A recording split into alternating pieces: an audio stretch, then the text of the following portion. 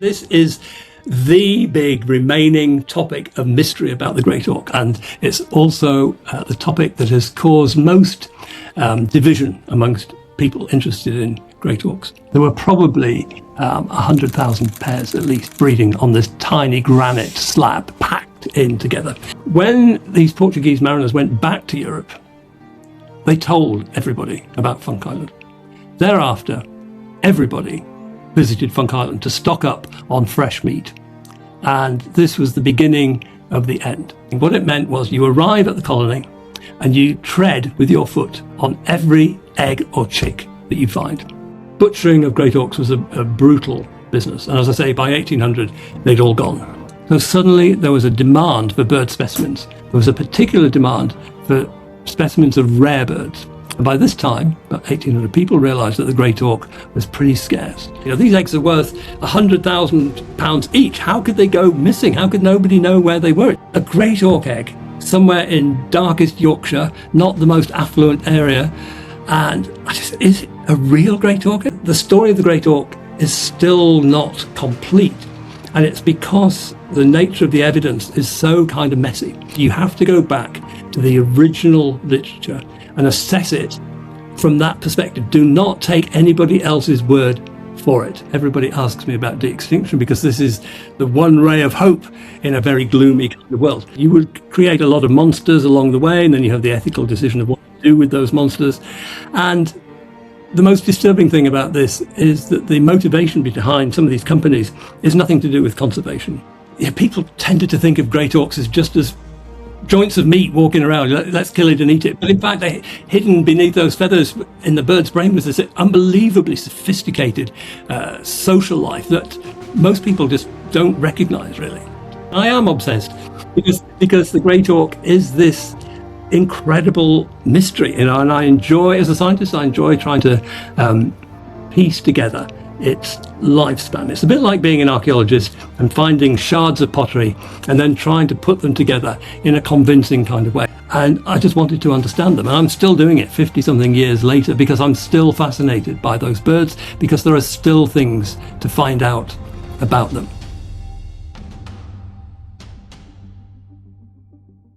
Professor Tim Birkhead, welcome to the show. Thank you.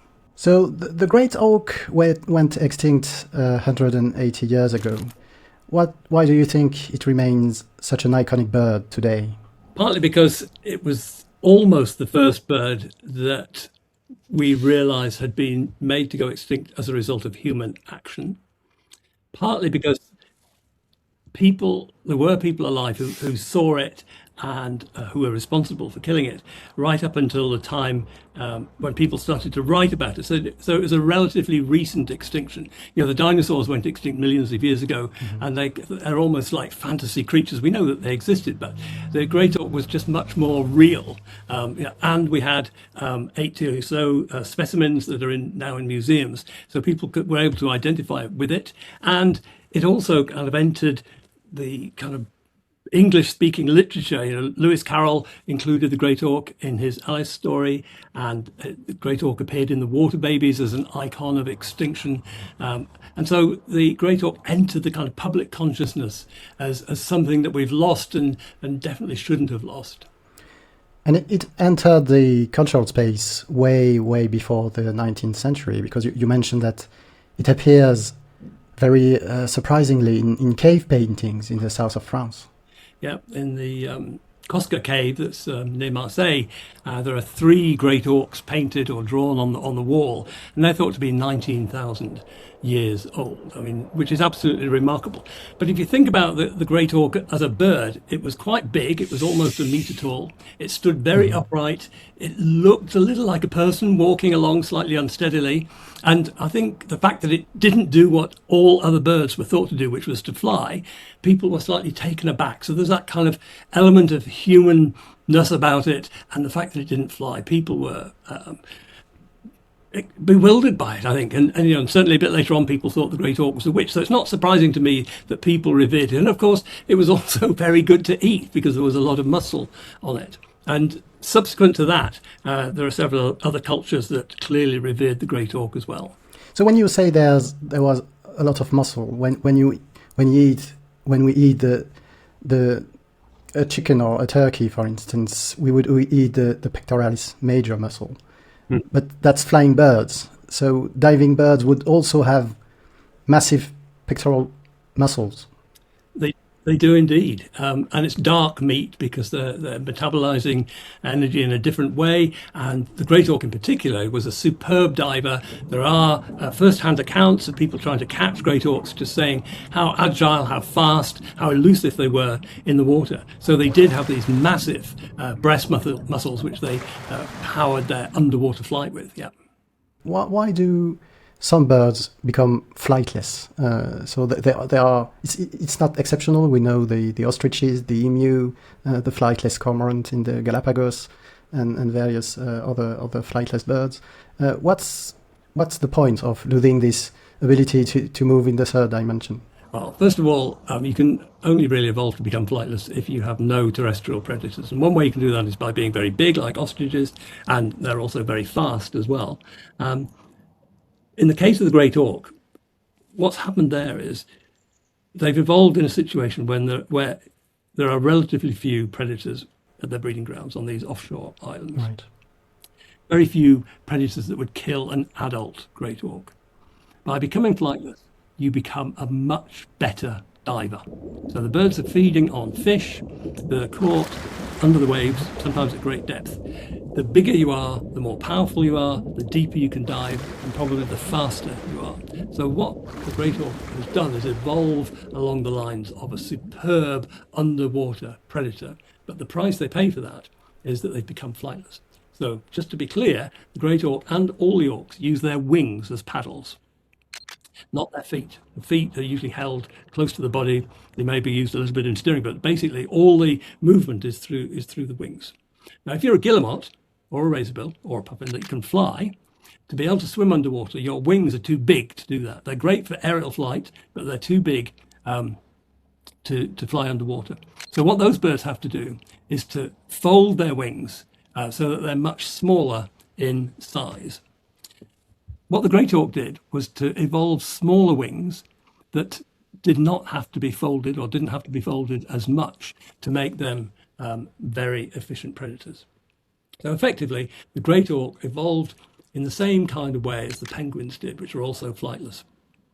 They're completely unrelated to penguins, and the similarity is due to something that we call convergent evolution. The penguins have gone several stages further in that their feathers are highly modified and their wings have become flippers. But essentially, the Great Auk's wings were also flippers. So by being flightless, having this larger body size gave them a huge advantage underwater. But ultimately, once humans appeared on the scene, that was their downfall as well, being flightless. And I'm wondering if an Emmaus miracle could happen. I mean, the storm petrel, for instance, was rediscovered more than 150 years after it was thought to go extinct. The Bermuda petrel, it's even worse. It was rediscovered, and it's called the Lazarus bird, for it was rediscovered more than 3 centuries. Yeah. So could two despaired ornithologists around the North Atlantic discover Great Auks alive today? Well, that's something that I have fantasized about a lot over the last 50 years, because nothing would please me more than to rediscover some Great Auks.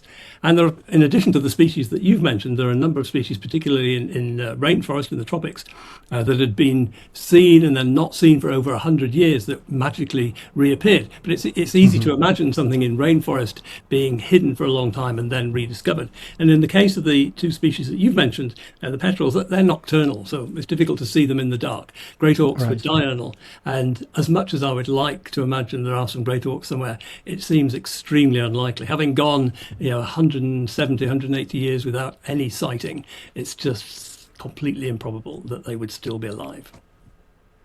All right.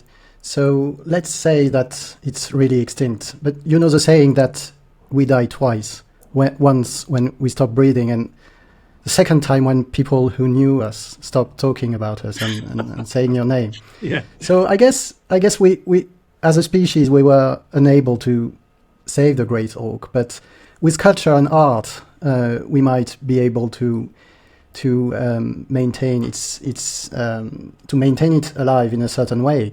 And you've mentioned to me the art exhibition back in 2011 called Ghosts of Gone Birds, for instance, and I think it was a superb initiative. And is it in this spirit that you wrote your latest book, The Great Auk? That Ghosts of Gone Birds exhibition, I agree, was absolutely a stroke of genius, really, by the organisers. And I loved it. I thought it was a very clever idea to allocate particular species to particular artists and get them to depict that species in any way that they wanted. And certainly the Great Auk image which was there, and I just absolutely loved that image. And in fact, I tried to buy it, but sadly, it was already sold. So somebody else obviously liked it as well. But subsequently, I persuaded the artist Bruce to recreate that as the jacket for my book. But to go back to your original question, the Great Auk really does have an afterlife, and that afterlife is reflected not only in the various paintings and artworks that have been made of it and about it, but also in the relics that still exist and still are highly coveted by people. Most of them now, of course, are in museums, but all of them started off in private collections, and over time have ended up in museums as owners have died and passed them on. But the value, for example, of eggs, which can be £100,000, I mean, it is extraordinary, and a reflection of how much people covet those relics of this now extinct species. And in addition to those relics, there are skins, eggs, skeletons, and then lots of individual bones. There are all these kind of artworks which continue to celebrate the life of the Great Auk. So we've talked about how we could avoid symbolic death of birds, not only the Great Auk, but other extinct species. Some people are trying to go further than that and take de-extinction to a more literal sense. And for some birds who didn't go extinct that long ago, where DNA is still available, it could be one day possible to bring back these species, and the Great Auk, the passenger pigeon, the dodo are candidates for that. What are your thoughts about it? Are you excited by the prospect? Are you completely dismissive as being a way to absolve our sins, so to speak? I'm keen to hear your thoughts on that. I'm excited by the prospect. It would just be the best thing ever if somebody recreated the Great Auk and I could go and see it. However, it won't happen. The outrageous claims that have been made by the company Colossal for de-extinction, the wolf and the hairy mouse, I mean, the hype was disproportionate. Right. When I talk about that, whenever I give a talk on the Great Auk, everybody asks me about de-extinction because this is the one ray of hope in a very gloomy kind of world. The sad thing is that I think it has been overblown and it's unrealistic. I'm increasingly unconvinced that the technology will ever be there to recreate the species. You would create a lot of monsters along the way, and then you have the ethical decision of what to do with those monsters. And the most disturbing thing about this is that the motivation behind some of these companies is nothing to do with conservation. It's about making money. There will be some spin-offs, certainly, which will be advantageous to people in general, but the aim is not to conserve species, to save them. Also, seabird populations, for example, have declined by some massive amount in the last 70 years. And why would you bring a species back to a very dangerous world where it certainly wouldn't survive? It's just not sensible. So the idea is very attractive. The reality is just silly. It's not going to happen. I would love to see a Great Auk, but what's the point of having one Great Auk or even two Great Auks? These were highly social birds. They lived in dense and bred in dense colonies. They needed their neighbours to stimulate them to breed. Those birds, a single pair is not going to do anything. So as much as I'd like to see a living Great Auk, I just think that the reality is it's just not going to happen. Yes. So sorry to be pessimistic. No. I think it's about being realistic. No, yes, I share your view. I'm in two minds about it because it would be great, but it also maybe communicate the idea that species can survive, as it were. Well, you have also to have a functioning ecosystem around them for them to survive. Yeah. For instance, in Japan, they are trying and trying to reintroduce the crested ibis, and it doesn't. It seems to work to some extent, but and that also that was one of the things that intrigued me in the book, is that realizing that extinction is actually a spectrum, and that for some species where the population is extremely tiny, one solution can be to take the remaining individuals, put them in captivity, and try to make them breed there. That's certainly worked for things like Californian condors. Right. But the auks are very difficult to breed in captivity. There's one aquarium in the States which I think has had some success, but generally speaking, those birds do not take kindly to captivity. So the chances of, unless you invest in millions and millions, the chances of getting them to breed successfully is very, very slim. So I think we have to accept that the Great Auk is gone, de-extinction isn't going to happen, and that is not the way to save species. Much better to use those funds to save what we still have left, rather than fritter it away on these kind of vanity projects such as de-extinction.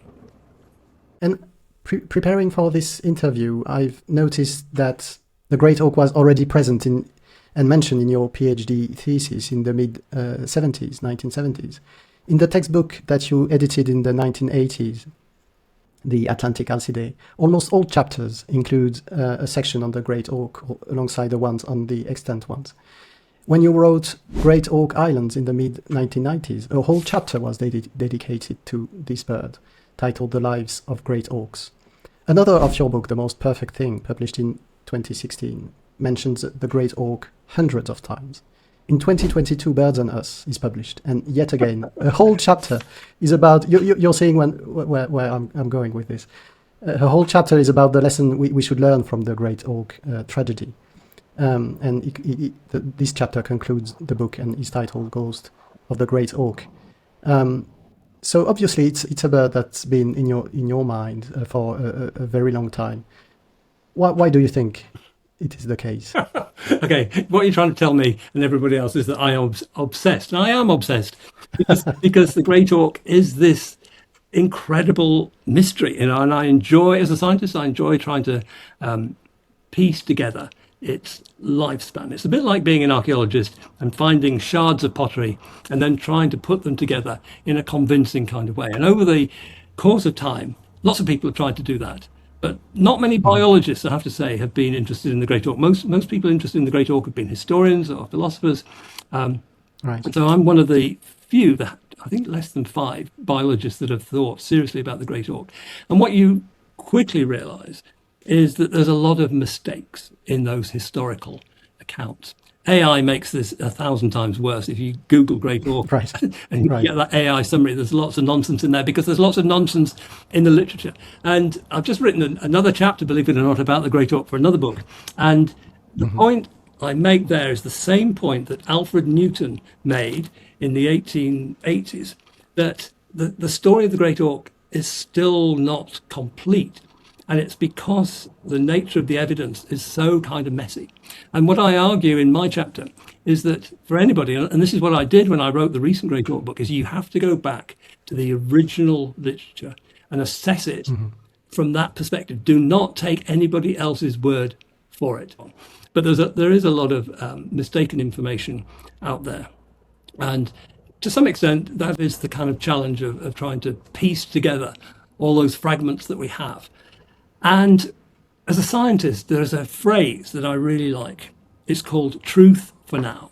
And it's that what we understand about a system or a species is based on evidence. And it's based on the evidence that we currently have. So on the basis of what information we have at the moment, this is what we think of as the truth. Now, the fundamental thing about being a scientist is that when new information comes along and overturns that previous information, then you are prepared to change your mind. Right. And that's sort of been missing a lot from the story of the Great Auk. We have to be prepared to accommodate new information. And surprisingly, there is new information emerging all the time about the Great Auk. So particularly, for example, with molecular techniques, that's told us a lot about the Great Auk. And I'm sure that there will be other discoveries in the future as well. Right. So to come back to your book, The Great Auk, it begins at a very specific place, both in time and in space.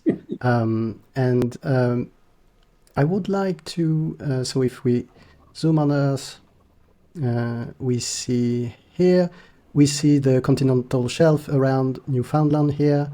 And so the story begins, and I think the Titanic wreck is lying something over there. Mm-hmm. And your story begins about here, I think, in an island called Funk Island. That's right. Yeah. And so that's where it begins in space. It's a sort of pancake-shaped island. It's not one of these vertical sea stacks, which would be presumably difficult to reach for non-flying birds.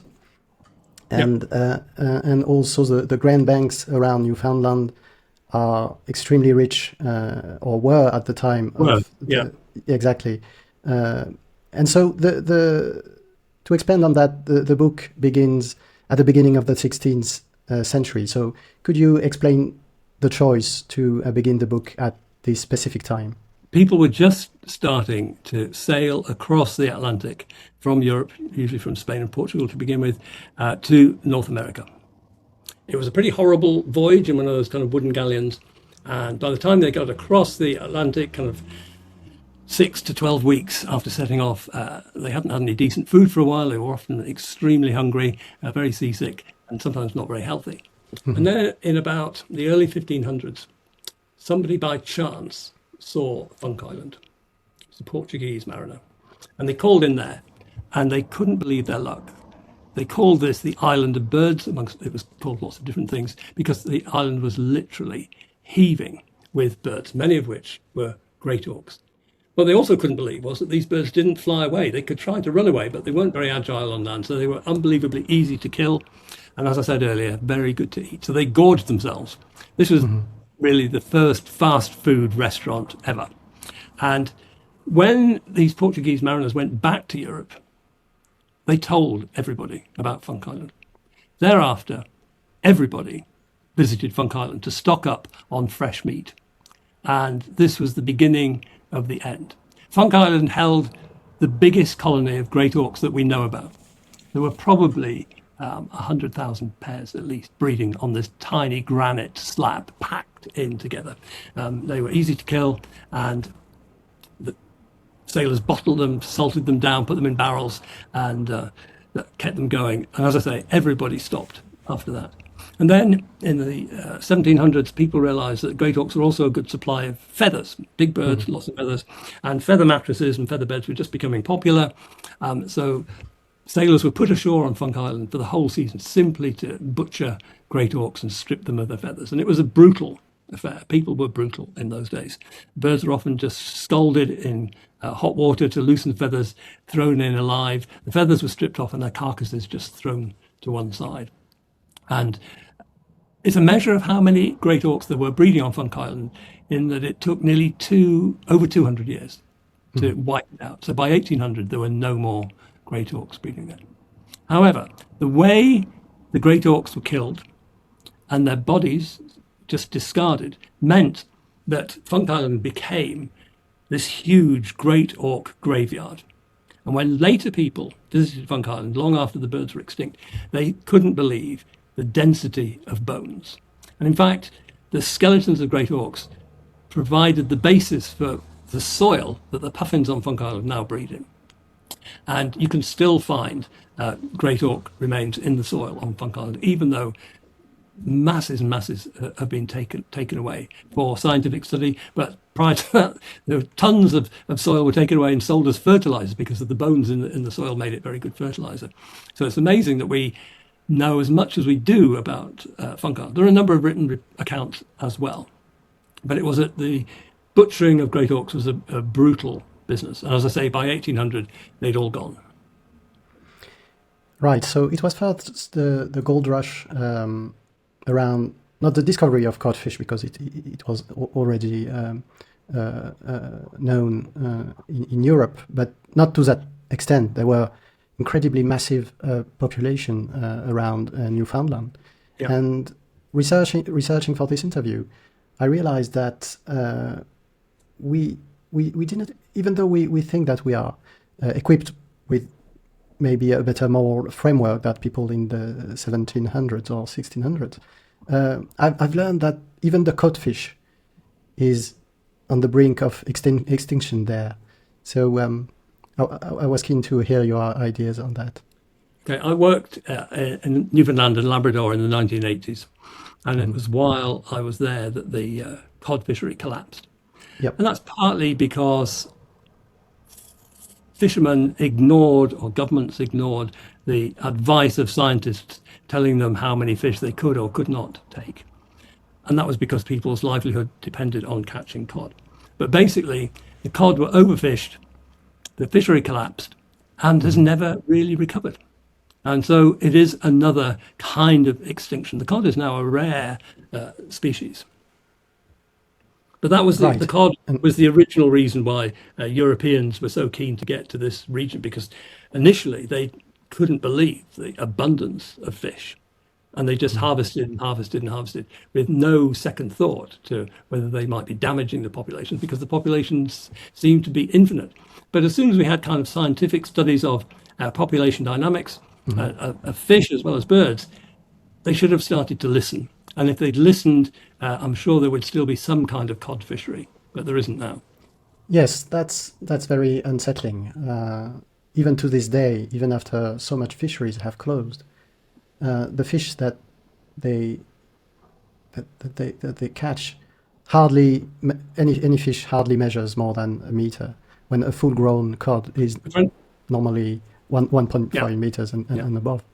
And so that was an interesting parallel here.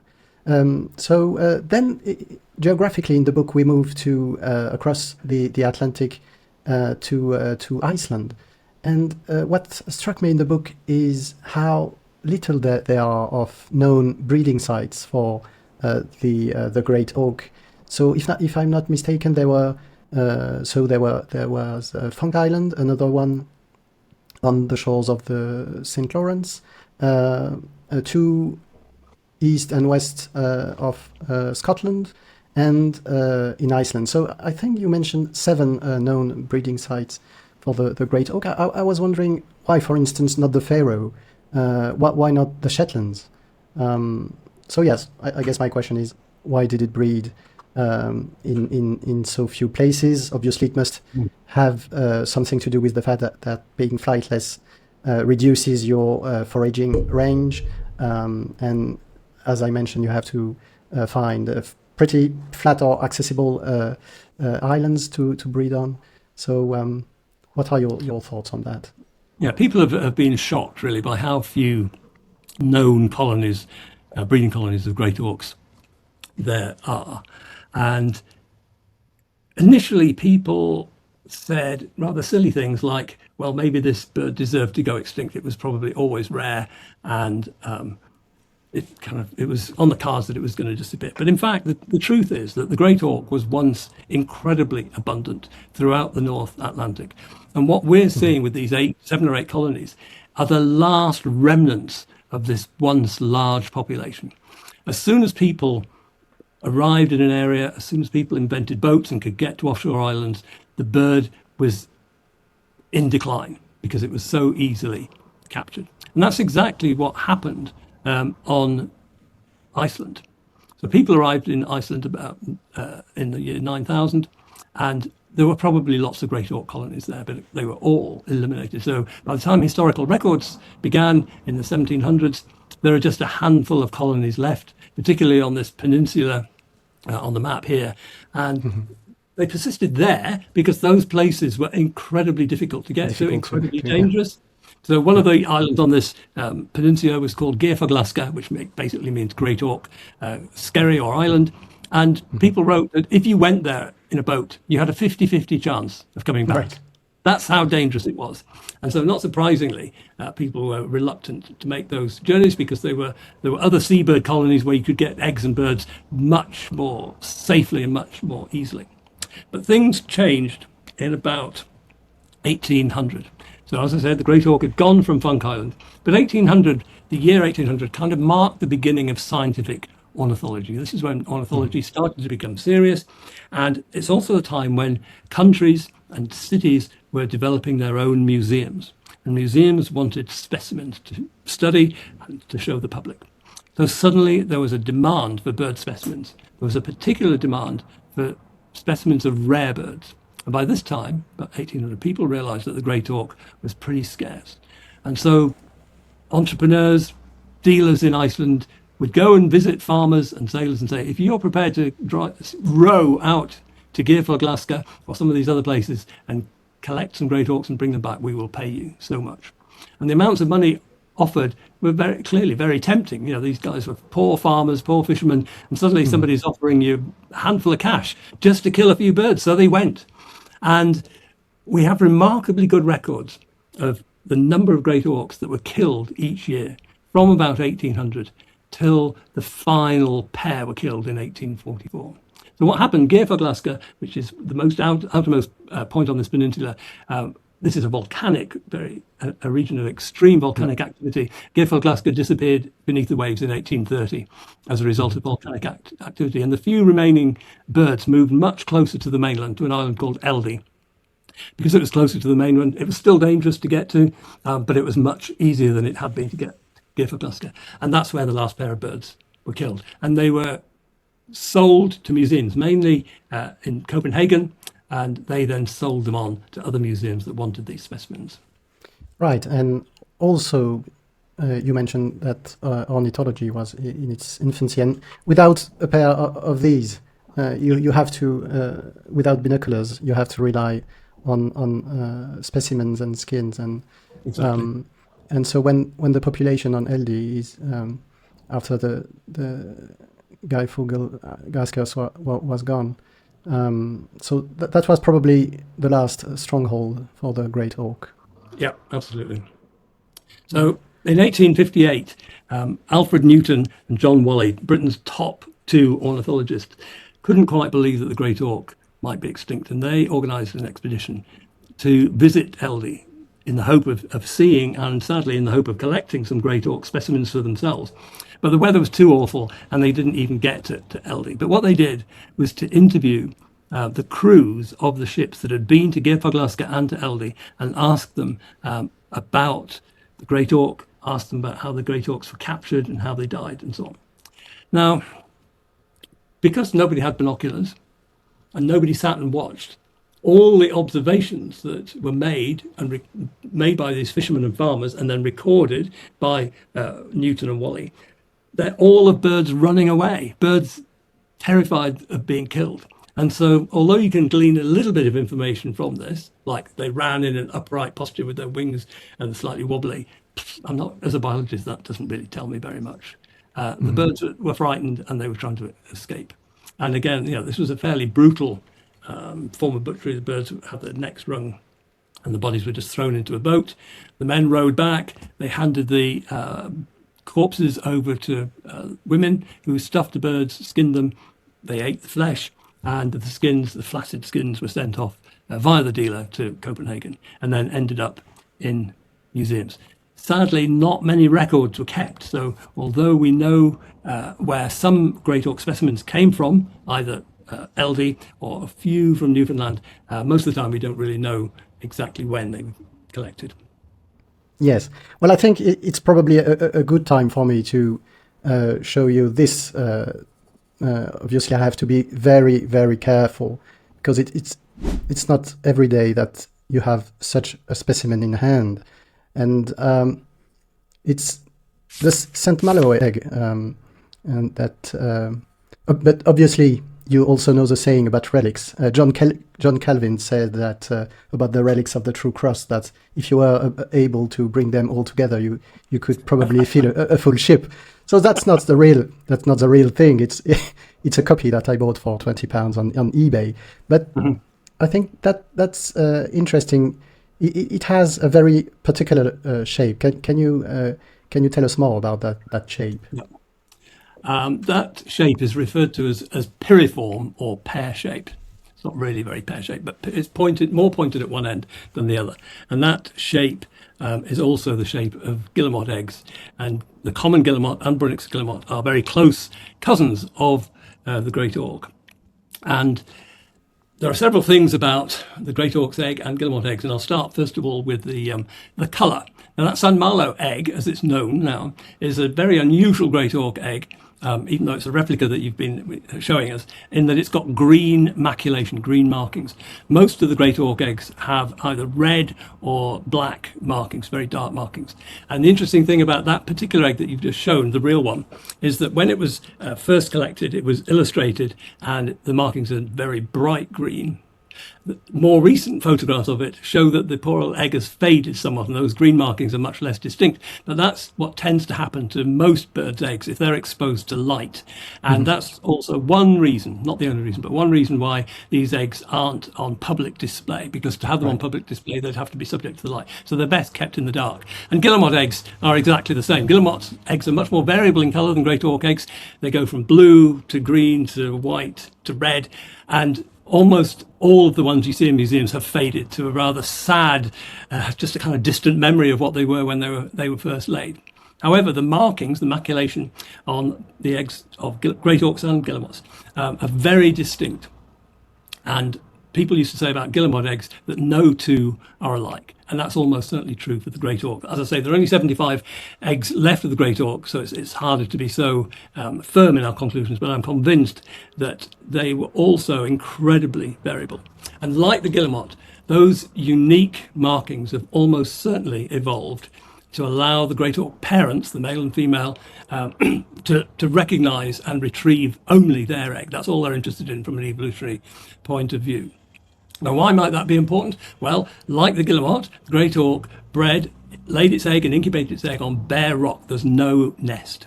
And the shape, that piriform shape, has evolved to minimise the chance of that egg rolling away. So the whole point about those piriform eggs is that there is a long, straight edge from the middle part of the egg down to the point. And that means that there's a lot of egg in contact with the substrate on which the egg is laid. That contact increases the amount of friction and therefore increases the stability of the egg. And like the guillemot, the Great Auk almost certainly bred at high density, probably in physical contact with its neighbours. And that meant that there was a much greater chance of eggs becoming muddled up. And from an evolutionary selfish gene point of view, you're only interested in hatching your own egg. So finding and being able to recognise your own egg is really important. Now, the evidence for that is partly what we know about the razorbill, which is the Great Auk's other close cousin. And the razorbill lays an egg which is much more rounded in shape and doesn't have that stability on a flat surface. And in fact, razorbills only ever incubate on a completely level horizontal surface, whereas guillemots and, I suspect, Great Auks are quite capable of incubating their egg on quite steep slopes. And that allows them to breed as close as possible to their neighbours, which in turn provides them with protection from predatory gulls and ravens and so on. Sorry, that's a rather long explanation, but there's a lot bound up in a bird's egg. You can tell a lot about its life cycle and history from an egg. That's all very interesting, and that's one of the things that make your book so stimulating and interesting is how much we can reconstruct and what sort of educated guesses we can make with regard to the behavior of that bird. For instance, nesting at high density would probably mean, like for the guillemot, a rather developed social sense and social and a vaster repertoire of social behaviors. Absolutely. It's very interesting. There was a guy called Richard Perry, who was one of the pioneers of auk research in the 1930s. He worked on an island called Lundy in the Bristol Channel. And he was a very perceptive observer. And there's a big chapter in his book on guillemots. And he says, watching guillemots made me realize their social lives are as complex as those of primates. And that is absolutely true, because as you say, living in close proximity to your neighbours, you have to have this big social repertoire. It also relates to another point that I've made, which is that watching guillemots is like watching a soap opera. There's never a dull moment. There's all sorts of things going on, fights and sex and so on. And to deal with that, because you're all crowded together, you do need this incredibly sophisticated array of social signals. Basically, they range from pure aggression, keep out, this is my spot, this is my partner, don't interfere, to apologies. Sorry, I didn't mean to bump into you. Well, I know we're very close. It's a bit like being on the underground. You bump into somebody, right. You apologise. You don't want to start a fight. So guillemots, and I suspect great auks, were very good at that. The other thing that guillemots spend a huge amount of time doing is preening their neighbours. It's called allopreening. And guillemots do that not just to their partner, which lots of birds do, but to their neighbours as well. And that is also to form social bonds, to form relationships. And of course, guillemots and great auks, I'm sure, came back to exactly the same spot year after year. So you would know those neighbours.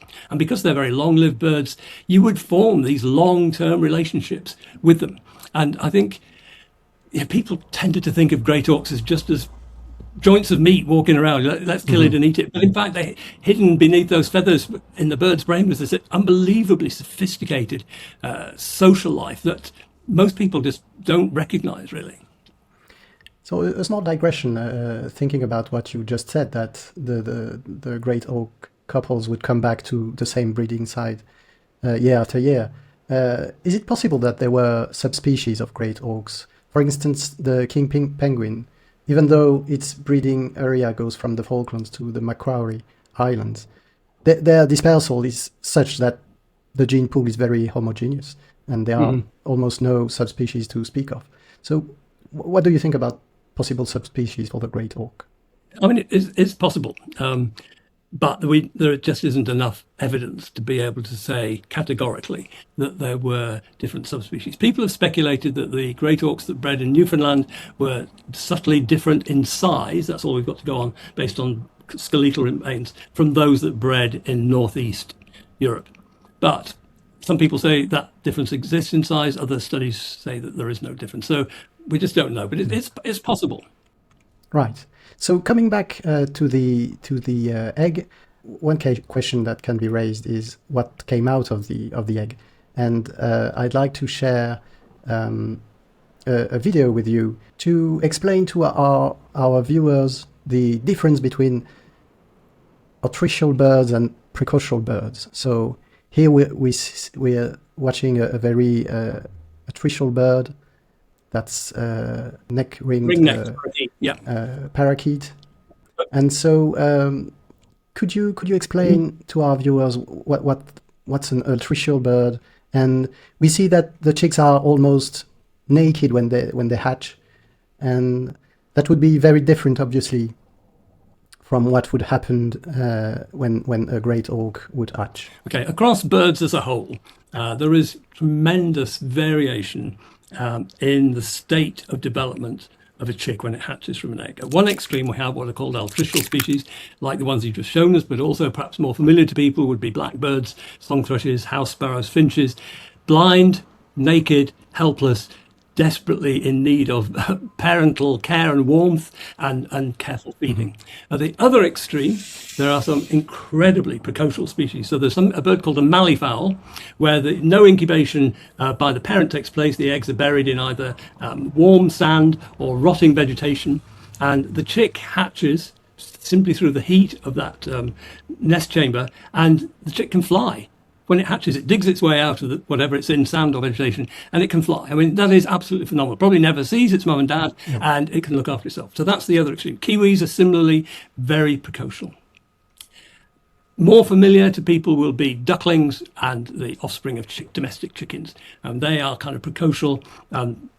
When you see videos of this online, they're slightly adulterated in that they're made to look as though the top of the egg just pops off and this dry, fluffy chick comes out. It isn't quite like that. They're wet to begin with and have to dry off, usually as a result of parental warmth.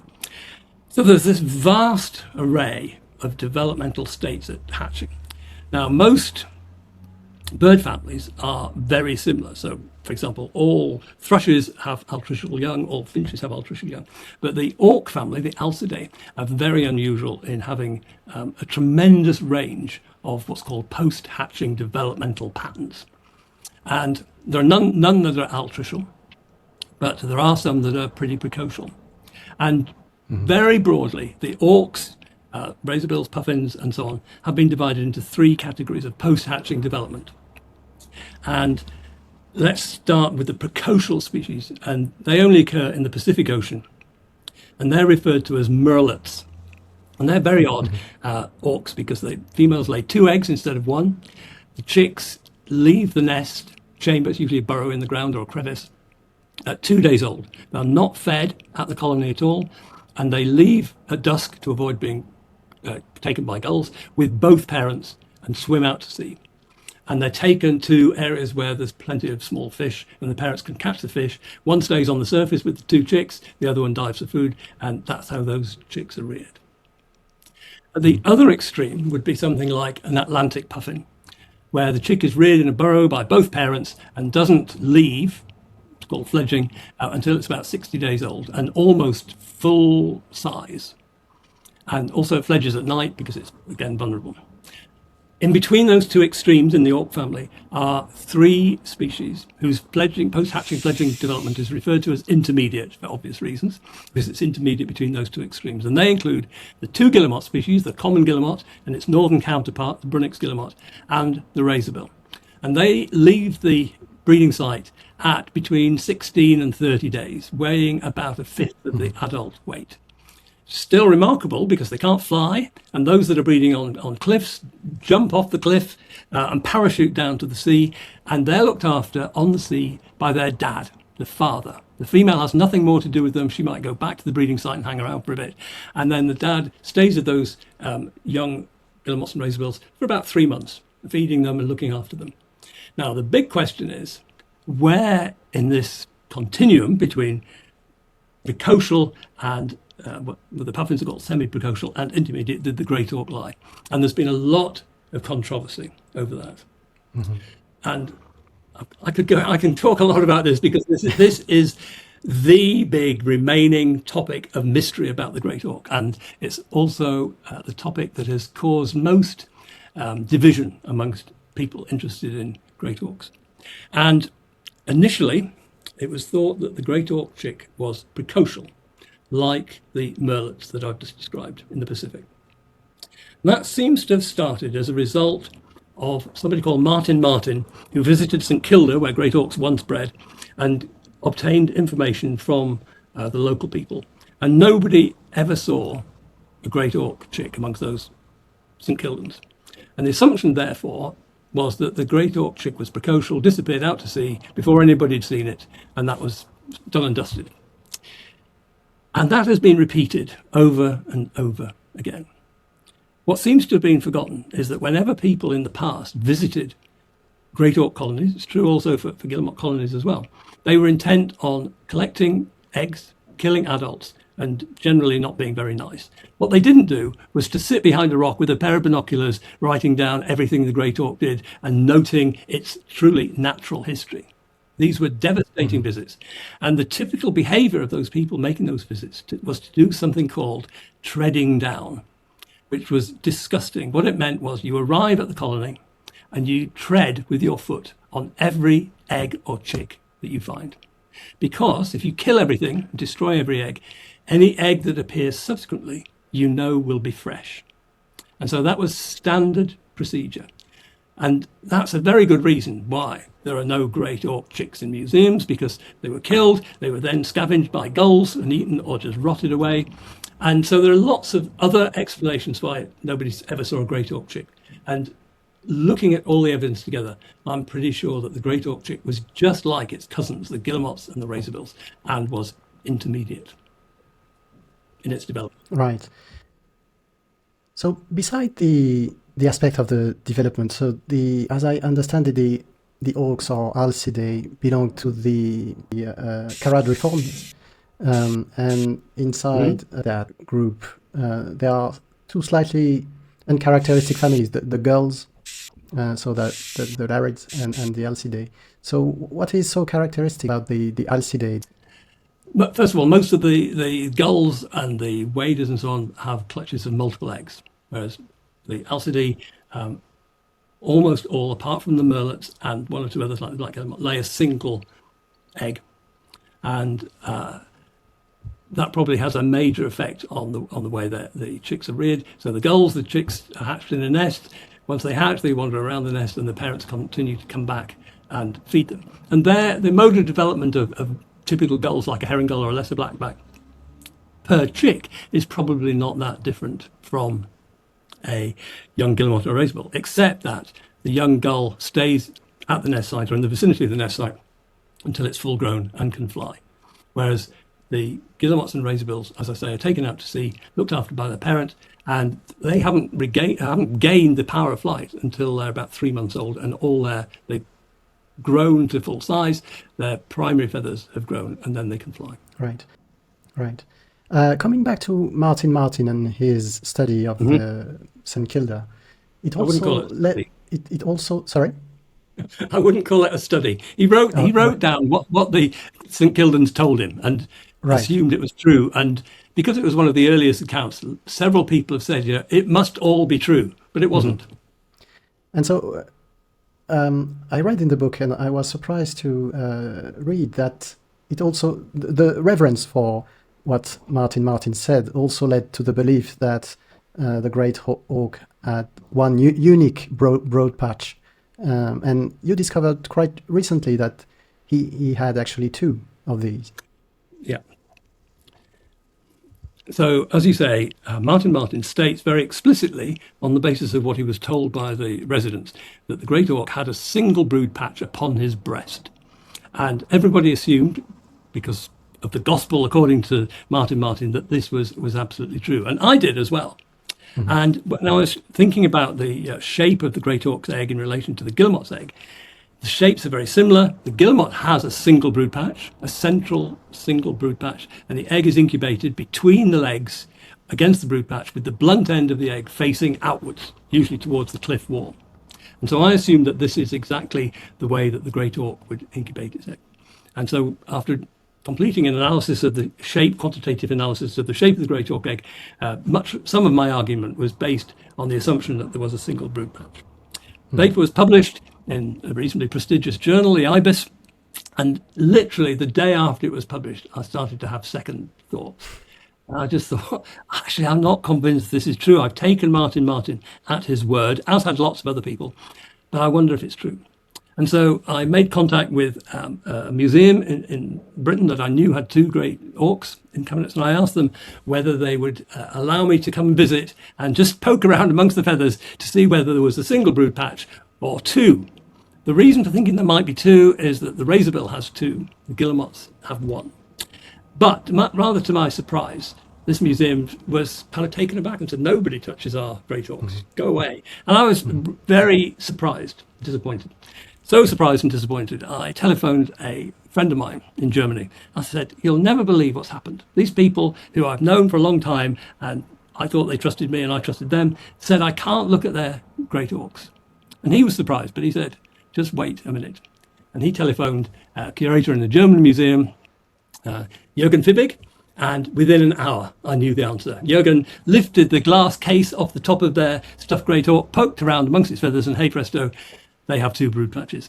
This is all happening during COVID, and being a thorough sort of chap, he travelled to several German museums to look at all the Great Auks that he could, and of course all of them had two brood patches. Now that changes, first of all, the way we think about Martin, and to be fair, the people that were feeding him information probably had never seen a Great Auk themselves. The Great Auk had stopped breeding on St Kilda a long time previously, and so they were repeating what they'd heard from others. But it does change our perception of the way the bird would have behaved and the way it would have incubated its egg. Now, the interesting corollary of this was, okay, Great Auks have two brood patches. How did it sit on its egg? Again, I told you this is happening in COVID. I couldn't get to my Skomer Island, where I study guillemots, but I could get to a mainland Auk colony, which was Bempton Cliffs on the east coast of Britain. So I drove over there, armed with a telescope and camera, and sat and watched the razorbills.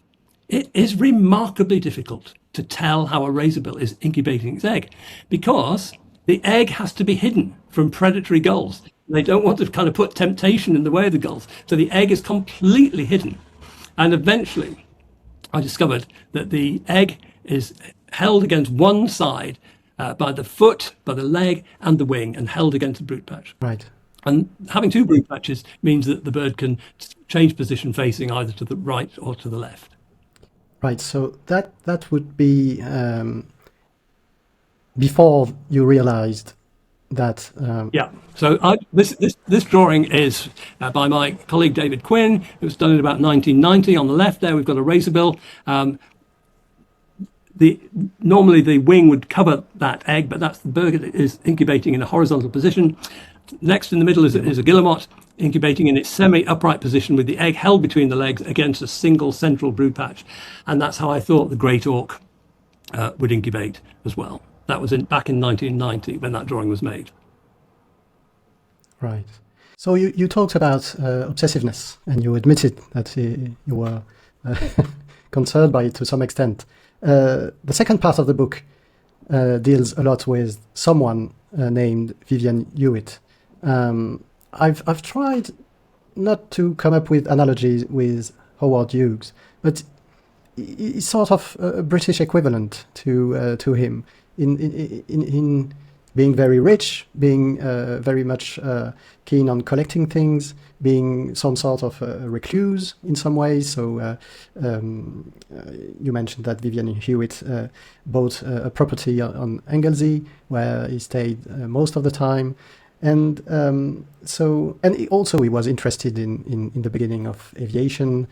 He was the first to cross the Irish Sea in 1912. Unfortunately, as you mentioned, his fame was somewhat eclipsed by the Titanic disaster about 10 days later. But nevertheless, he was a pioneer in that area. And then he has some sort of an accident in 1918. And turns his attention to boats and fast cars, and he inherits a vast amount of money.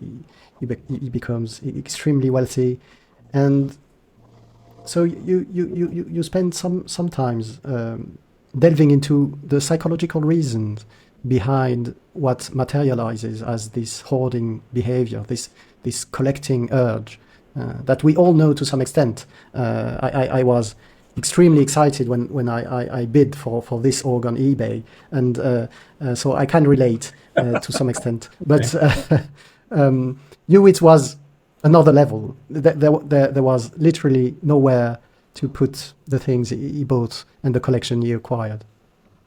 Well, just to put this in perspective, I mean, the reason for my fascination with Vivian Hewitt was that he had more Great Auk eggs and more Great Auk skins than any other collector or any museum anywhere in the world. And he was obsessive, but as you said, he was also very wealthy, and that wealth allowed him to outbid everybody else at every auction where a Great Auk specimen came up. And that's how he ended up with these 13 eggs. And those, after he died in 1965, those 13 eggs disappeared. And so a large part of my motivation for writing this Great Auk book was to try and find those eggs. Now, when my interest in Vivian Hewitt goes back to 1990, when I was writing that book, Great Auk Islands. So, as you said earlier, there is a chapter on the Great Auk. And I was doing the research and reading, there's a lot of literature on the Great Auk. And I was surprised that these 13 eggs had gone missing. These eggs are worth £100,000 each. How could they go missing? How could nobody know where they were? It just seemed extraordinary. And I had this naive view then that all Great Auk specimens, eggs and skins, would be neatly arranged in a museum drawer somewhere with all the data available. And when I discovered that that wasn't the case, I was completely shocked. And I decided I'd try and find out about these missing eggs. So I started to ask questions. I wrote letters and emailed people.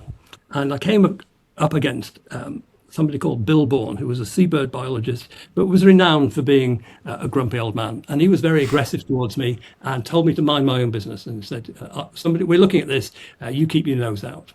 Because he was senior and I was junior, I decided to do as he bid. But the idea that there were these missing eggs never left me. It was kind of rattling around in my brain all the time. So that was 1990. Fast forward now to 2017.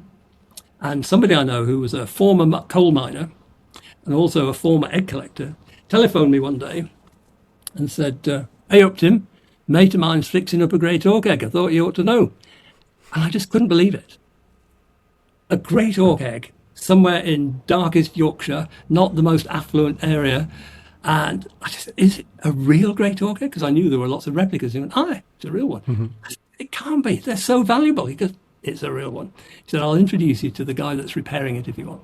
So sure enough, I went to see him. And there was this other former miner, expert egg repairer, had dismantled this broken Great Auk egg and laid it out in 35 pieces and put it back together in the most miraculous kind of way. And I said to him, whose egg is this? Can't tell you that. Who's paid you to do this? Can't tell you that. How much has they paid you? Can't tell you that. He wouldn't tell me anything. He'd been sworn to secrecy. And I came to realize later that this was typical of anything to do with Great Auk remains. People are worried about being burgled, so that everybody's incredibly secretive. Mm-hmm. Anyway, he had photographed every stage of the egg repair. And I just said, would you be prepared to share those photos? Oh, all right, no problem. So he sent them to me. And from those photographs, I was able to look at the most complete catalogue of Great Auk remains. And to my amazement, discovered that this was one of the missing eggs. I was very excited. I couldn't believe it. And so I suddenly thought, this is now a window into discovering what happened to the rest of those eggs. But it was a window that was very firmly shut because of the secrecy surrounding it. But I did eventually meet the person who had asked for this repair, and I did in fact find all those missing eggs, and that forms the basis for the second half of the book. And all of those eggs, as I said earlier, had once upon a time belonged to Vivian Hewitt. And then after he died, there's a complicated, scurrilous story of eggs being sold and so on. But I did eventually find them all. Yes, that's also a very engaging part of the book. And you also make the comparison to Arthur Sackler, who collected Asian art, ancient Chinese art, to be more precise. We're approaching the end of the podcast, and I would like to end, if I may, on a more personal note. Sure, yeah. This is you, Tim Birkhead. A couple of years ago. A couple of years ago, yeah. Yes, a couple of years ago, playing the guitar and being annoyingly good-looking. And so at that point, I think if we plot the bell curve of people with these attributes, some will become Mick Jagger, and that's Mick Jagger on the right, that's you on the left. But you chose to emulate another British celebrity, which is Saint Cuthbert. And because on the left is one of the hide, where you happen to look and study birds during your surveys.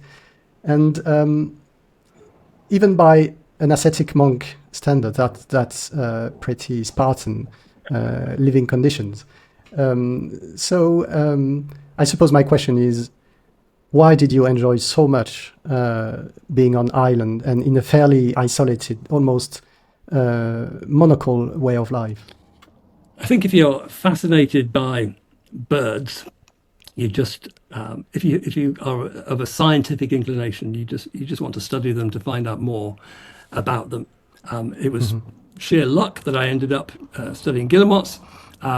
That was because the guillemot population, along with the puffin and razorbill population in the 1960s and 70s, was in steep decline, and I got a PhD whose aim was really to try to understand why those declines were taking place.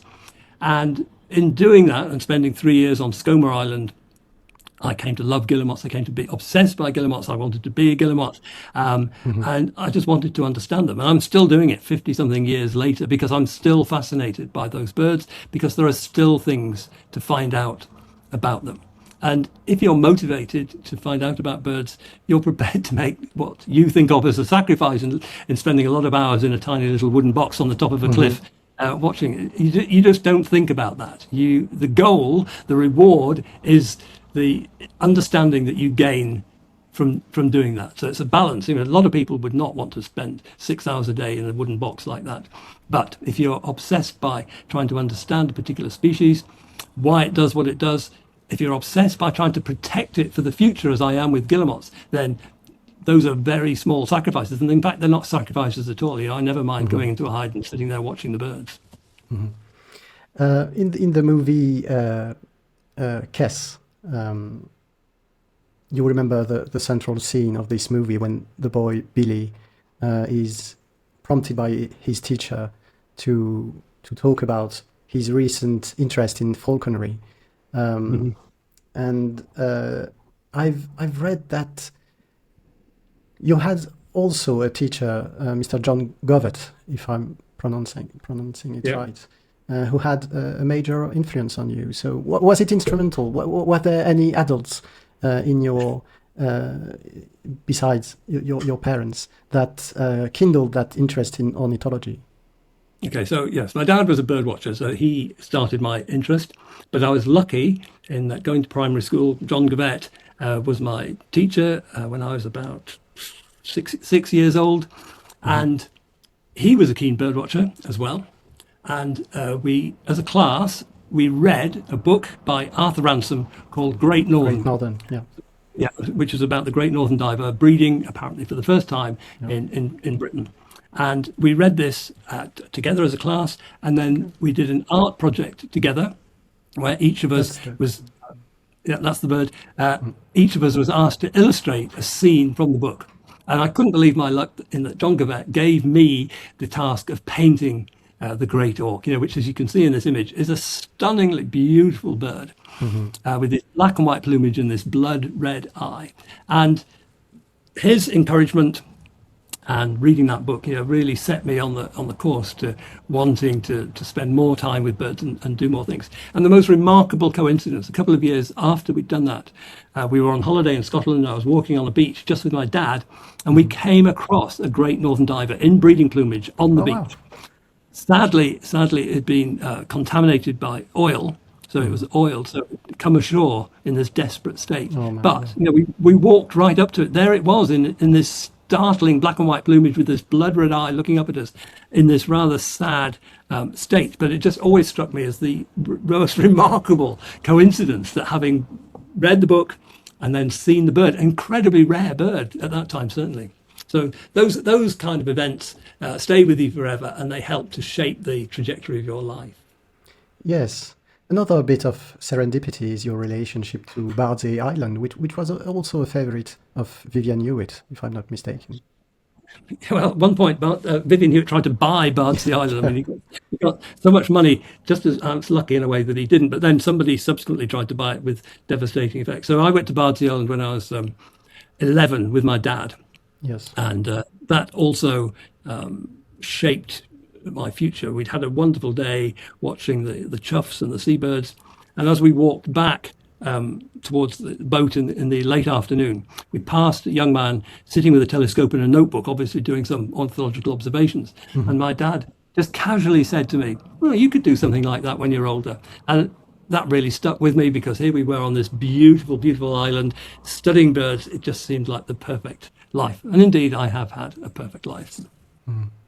And an important part of your life is art, both in the form of music and painting. And I think this is a picture of you at the Leeds Grammar School painting.